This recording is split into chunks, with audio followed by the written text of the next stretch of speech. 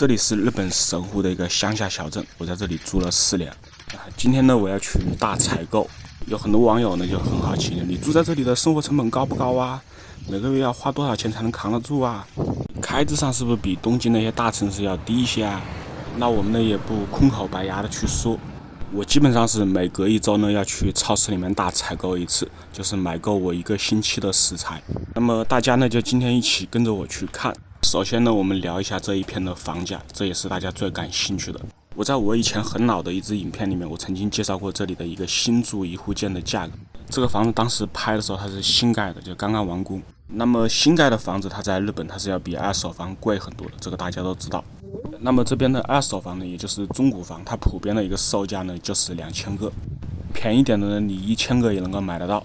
而从这里坐车到神户的市中心3宫呢，它就是不到20分钟的一个距离。开车的话，它的速度会更快。这边也有很多的大超市，像我今天去的这一家就是我们这里最大的一家业务超市。这一片住在这里的人也差不多都是去那个大超市采购。它这个缺点就是离我家有一段距离，所以我每次去我都是买很多，至少买够1周的食材。像日本这种带院子的小独栋，你很容易就看出来这家人他有没有钱。你就看他家的院子，他修剪的怎么样？因为修剪院子它是非常耗时间的一个工作。像平时很多人是没时间管的，日常要上班，晚上回来又很累，到周末了又想休息一下，也不想去打理院子。像现在这种夏天，你只要2周不去整理院子，你院子里面的杂草啊，还有那些树啊，都会长得很奇怪。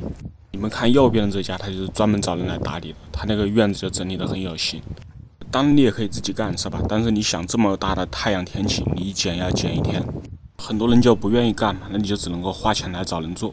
这个维护一次的费用是7到20万不等，具体要看你院子的大小还有复杂的程度，所以这个价格还是很高的。就如果你1个月没挣多少钱的话，那你肯定就不会请人来打理院子了。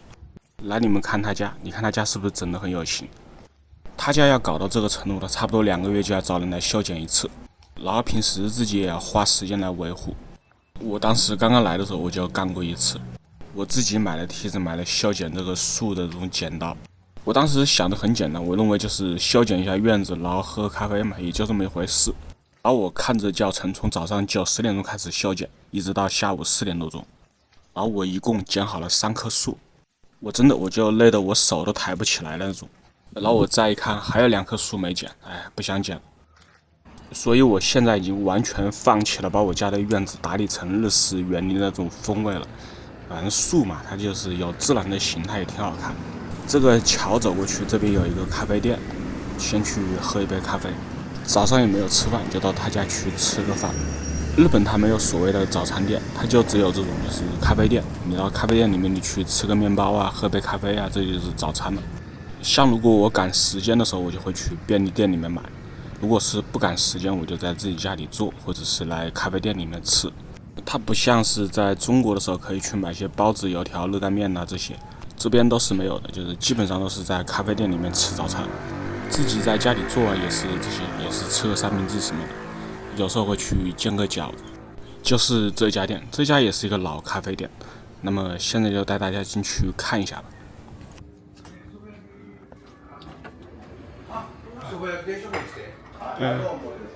こんにちは。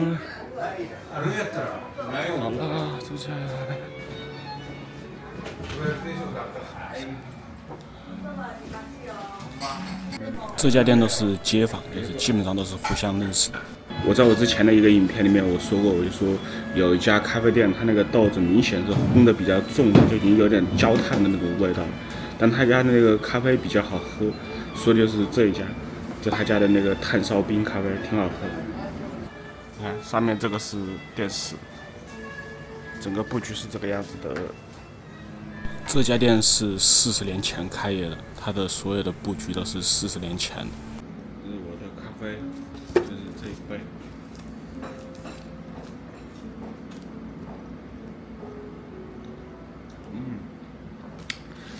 你们没喝过不知道，喝过你知道这是什么味？有一种烧焦的木头味，但是非常有意思。就是我隔一段时间我也会再来喝。大丈夫。然后这个就是我的早餐啦。这家就是我采购食材的时候我会喜欢来他家吃，主要是他家的那个咖啡很吸引我。他这个咖啡的名字就是木炭烧咖啡。这家店的这个椅子，你一看它就是很有年代感，就是很早以前的东西。地面看起来有点不干净，它其实非常的干净，它只是时间久了是这个颜色，但它所有的地方它没有一点灰。好啦，吃完了去结账。你看它这个柜台，它也是用了很久，就很老的一个柜台。我们的邻居老太太，还有点害羞啊，不好意思，有点害羞啊，不好意思，什么事？是店主老先生。我得谢谢用了。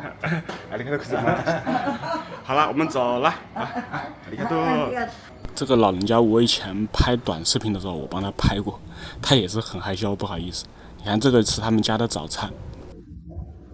其实像这种老店啊，它并不在商业街上，老人家是清楚的，我的这个流量并不可能给他起到一个广告的效益。但是我每次拍摄的时候，他们都很热情。你拍没事，你拍完了之后你给我看一下，我想看看我们家的店在 YouTube 上面是什么样的。还有一次我拍摄的时候，有一个店主就很可爱，他家那个店是楼上住家，楼下是咖啡店。然后最后我说我想跟他合个影，结果那个老人家说你跟我合影那能起到什么效果呢？你应该找个长得好看的小姑娘合影吧。然后他就冲着他家楼上喊着你下来下，然后把他姑娘给叫下来。就你们知道吧，我当时就震惊了呀，我就没想到他会这么做。就我们的刻板印象里面，你看日本人他是不是很注重隐私？很多人都说你不能拍到人脸，你要打马赛克，你要打码。但是你看实际他完全不是这样。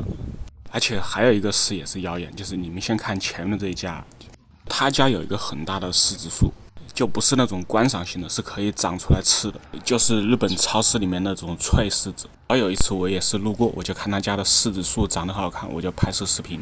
然后那个邻居就正好看到了，他就在那笑，然后他就说你摘2个呗。然后我肯定也是讲客气嘛，我就不用，我就是拍一下。但是当时我也就问他，我就说你这个柿子树已经长到外面来了，那能偷摘的话，那是不是违法？然后他就说一般没有人偷摘，但是如果真的有人偷偷拿了，那就拿了也就拿了，就无所谓嘛，就2个柿子嘛。所以你看是不是？就是网上不有一个谣言嘛，就是人家的柿子掉到地上你都不能捡，捡到是违法的，就是屁话，就是纯粹是自己想象的日本人。好，这个业务超市到了，这个是这里最大的一个业务超市。我每次来这个业务超市，我都会带一个这个架子，就是为了方便拖食材回去。业务超市是日本最为便宜的超市。业务的意思就是做生意的意思，就是很多开餐厅做生意的人，他们的食材也是来这里买的，就跟所有的超市一样，就是他进门的地方，他都是卖水果蔬菜的。业务超市的摆放，它就比很多超市要粗糙一些。它很多蔬菜就是直接这样用纸盒子，大部分的食材都比普通的超市要便宜，但这里的零食卖的比较少。为什么总有人说日本人吃不起西瓜呢？就是因为它这里的西瓜它有这种，就它切好了，它一片它卖这么贵，而且还有这种比较小个的，它这个一个要卖1700。但是这个它其实只是品种不同，它就是不同的品种它卖不同的价格。蔬菜水果确实相对来说是比较贵的，这个也是没办法。这一片是豆腐的食材区，我很喜欢吃，然后我就买一个，就拿这个绢豆腐。这个是3盒的，我每次就买这么1份就够了。这个是个鱼做的，是个鱼卷之类的，但这个很好吃。我不去做那个什么1小时薪资购买力的那种视频啊，因为那种视频很没有意思，就你为了显示你买的多，你就专门挑便宜的买就完了。我就买我这周要吃的食材，是多少钱就是多少钱。我本来是不在这边买蔬菜的，因为隔壁有一个更好的蔬菜市场，但他刚才那个不是半价吗？日本有这种熏肉，就是这种火腿啊，这种熏肉啊，还有这种香肠，这个很好吃，这个放在锅里面随便煎一下就可以吃了，很容易做，放点青菜里面随便扒拉2下就一盘菜，这个味道不错的。像这个火腿片，就是你直接夹在面包里面吃，它很好吃。你看这个也是很好吃的，直接生吃就可以了。像我的话，我一般买这么1小袋就可以了，就是不需要买那么1大包的。像肉制品的话，它一般是有高档的，有便宜的。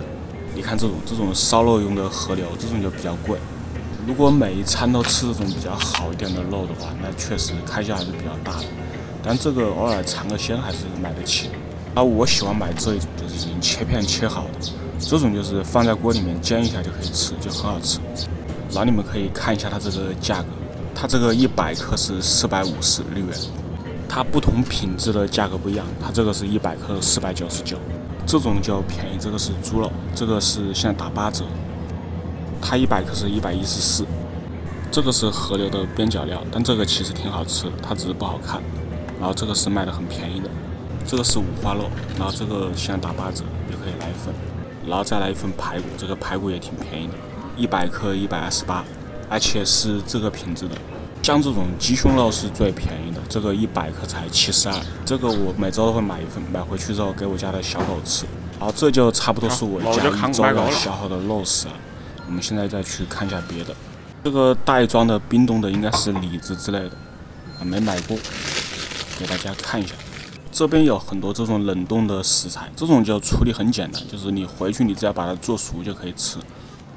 日本有很多这类的食材，它是给懒人准备的，就是你回去你也不想做菜嘛，就把这个热一热就可以吃了。这个香肠烤一烤很好吃，就可以来一份。它这个每一根很大，它这个烤一根就够了。这一袋是848，我还挺喜欢吃这个香肠的，因为它处理的很简单。我每次把它和土豆一起烤，随便撒一点胡椒就可以吃了。就其实我的口味还是比较重的。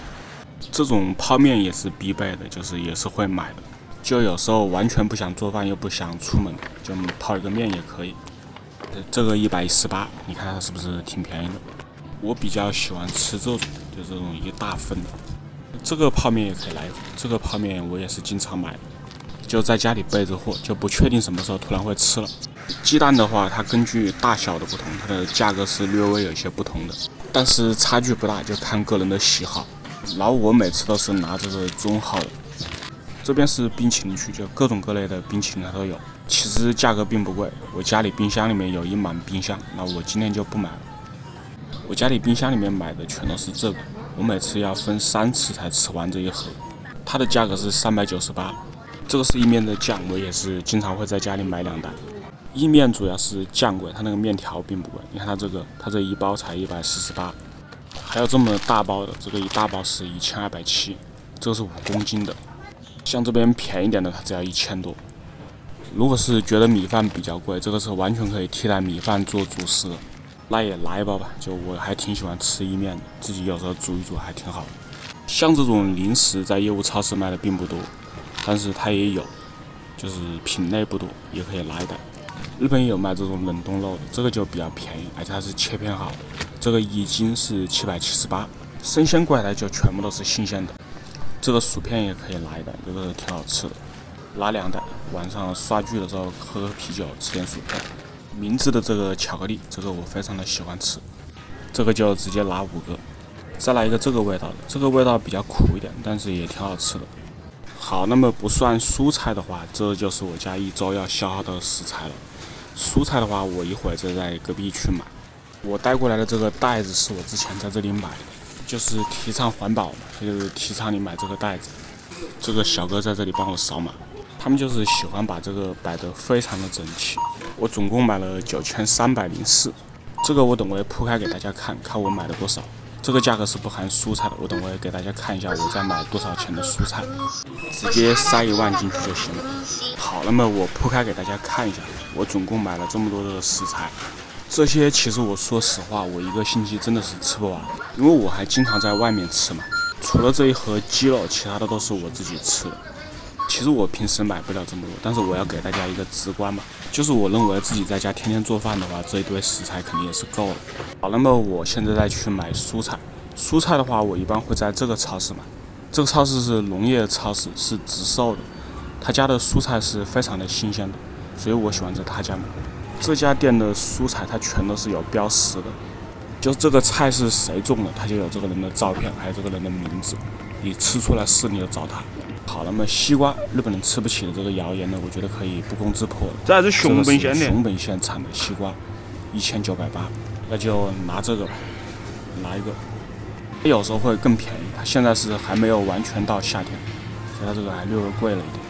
这边是卖西红柿的，它这个小个子的西红柿我都当水果吃的，我经常就是拿这一袋回去，然后洗一洗自己就吃完了。然后这种盒装的西红柿它是比较好的，那今天就拿这个。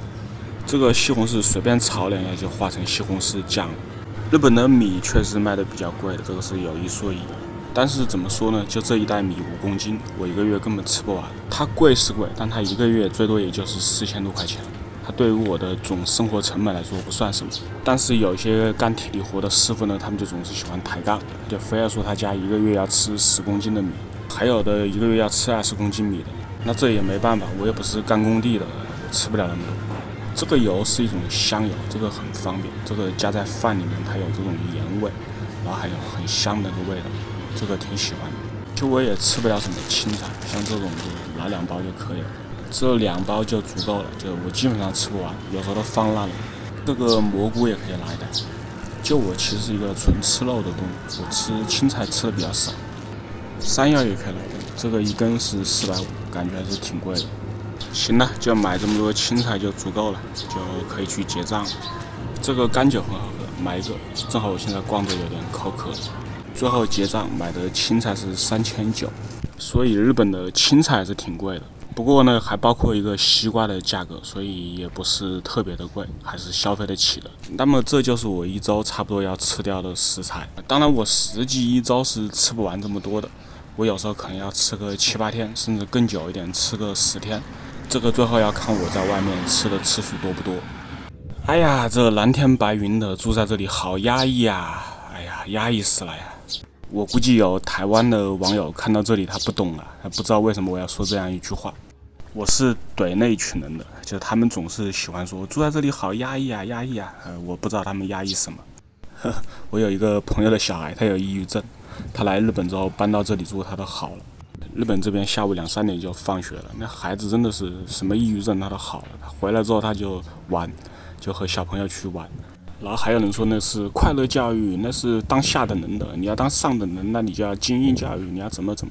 他就好像他是上等人，他是精英一样，笑死人。日本的底层和精英，他的那个收入差距它并不是很大，生活水平没有天翻地覆的差距，都差不多。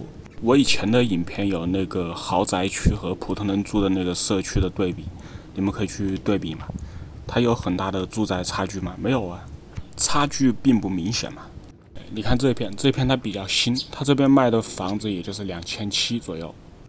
一个日本人他的月入30万，他就算底层了。日本的收入中位数是35万嘛，35万以上的人口和35万以下的人口都是一样多的。日本人买房子是零首付，贷款利率固定的是1.2，浮动贷上限的是0.8，不带浮动上限的最低可以做到0.3、0.4。这个是什么意思呢？就是如果你去贷款买房，你选择1.2的利率，零首付，那么不管以后是银行加息还是减息，你的利率都不变，直到你把那个房子的贷款还完。如果你选的是0.8，它有一个上涨的上限，5年不能够涨幅超过25%。如果你选择的是零首付0.3、0.4的利率，那么以后银行涨多少你就跟着涨多少。所以你想一想，就是这样一个房子，日本的只要有一个正常的工作，他都能买得起。我打他月入30万，好，他老婆低一点吧，好吧，他老婆月入25万，他月还贷买这种房子也不过就是10万嘛。他如果是买中古房，那就更低了，5万到8万都能买得到。所以他可能真的是社会底层，但是他不影响他的生活品质。好了，那么今天的影片就到这里了。如果你喜欢看呢，请记得点赞、关注、收藏。如果你有什么想看的呢，也可以在我的评论区留言。感谢大家的支持。